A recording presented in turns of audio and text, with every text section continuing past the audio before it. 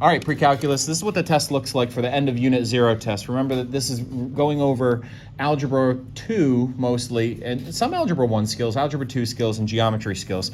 What you're going to see in this test compared to the mid-unit test that we had is that you're going to see a lot more slope and intercepty type of stuff. We start off right with this first one. We've got a length of 20 for this line segment. We've got 2 endpoints for it, and you have to find what this missing value is that would make it have that length. So you have to know the distance formula and how that works, and then you'd have to find that x value that would help you get that distance. We move on to the next one. So there's only a couple problems here where I ask you to do either set builder notation or interval notation. This one says set builder notation. Set builder notation is that one that you do like x such that. So the values of x such that.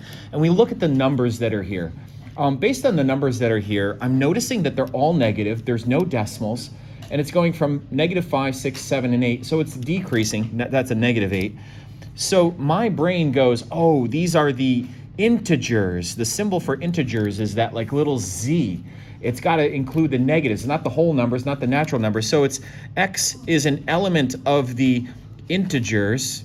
It's kind of like longer to write it this way, but that's how we'd write it. X is the element of the integers. And then we could say, X is, yeah, we could use like that, like hard ending negative. Yeah, the lowest number is a -8, the highest number is a -5, and then we could end it like that. We could, whatever, let's move on. That's one way that you could answer this correctly using that. Then you've got, hey, look at this. This is just like the mid-unit test. You've got 4 points. By the way, I just made up some ugly numbers for this. There's no way this is going to work out to be a nice like rectangle. But anyway, this is the one where you imagine like, hey, where are the points plotted and what are the side lengths for the rectangle that and you get square roots, use Pythagorean theorem, use the distance formula. Let's move on. You've got one with a circle. I didn't even put numbers in here, but you've got a circle. And so you'll have the coordinates, you'll have what the radius is squared, and then they say it's shifted a certain amount of units. That means that the center of the circle is going to move. So that's going to move this part, and you got to get the equation of the new circle. So that's going to change that. But then it also says the radius is either tripled, quadrupled, cut by a third or something like that. Something happens to the radius, and that's going to affect that part of the equation. That shouldn't be too bad.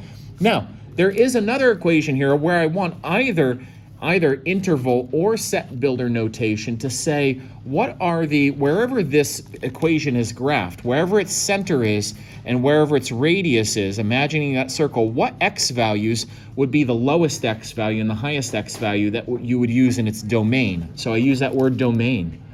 So again, on the x-axis, what values would it go over, would be possible values of x that could create the points of the circle. We move on to this one. We've got an equation in standard form, linear equation in standard form, and we want to create the one that is perpendicular to this or parallel to this that goes through a particular point.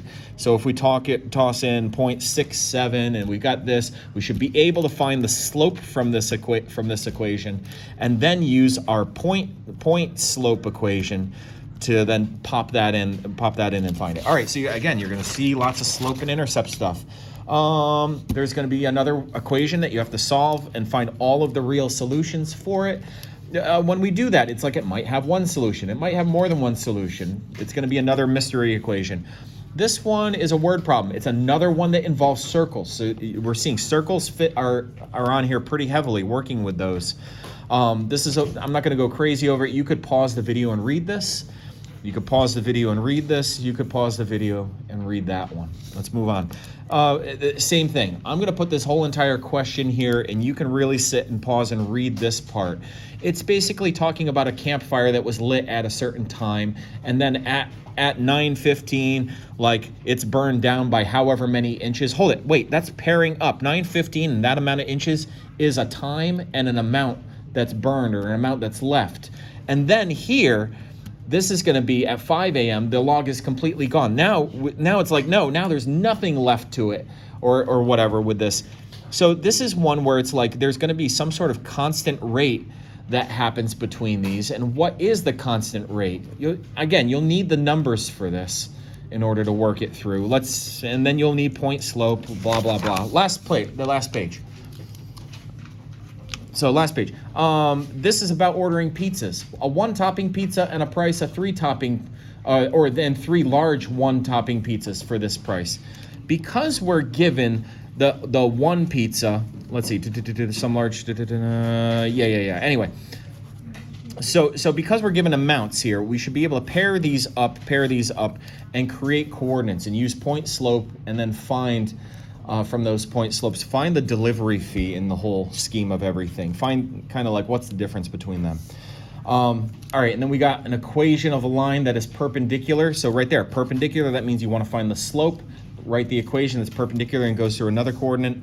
And then we've got our vertical and horizontal lines. I'm going to give you a coordinate, and then you tell me the values of A and B that would make a line that is either, that goes through that point 6, -7, and that is vertical or is horizontal. Give me those coordinates.